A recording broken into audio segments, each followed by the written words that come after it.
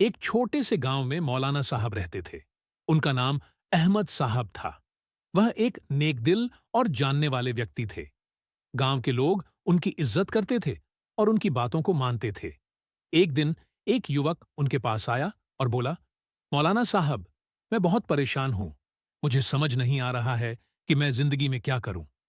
मौलाना साहब ने उसकी बात सुनी और कहा, बेटा, जिंदगी में सबसे बड़ा सवाल यही है कि हम कौन हैं और हमें क्या करना है। मौलाना साहब ने उसे एक छोटा सा पत्थर दिया और कहा, इस पत्थर को नदी में फेंक दो और फिर उसे वापस ले आओ। युवक ने ऐसा ही किया। जब वह वापस आया तो मौलाना साहब ने पूछा, पत्थर गीला है? युवक ने कहा, हाँ मौलाना साहब।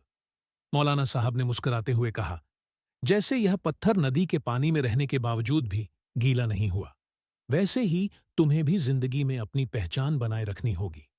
तुम्हें अपने सिद्धांतों और मूल्यों को नहीं छोड़ना चाहिए, चाहे कुछ भी हो जाए। युवक को मौलाना साहब की बात समझ में आ गई और उसने अपने जीवन को एक नए दृष्टिकोण से देखने का फैसला किया। मौलाना साहब की बातें उसके लिए एक नई शुरुआत बन गईं।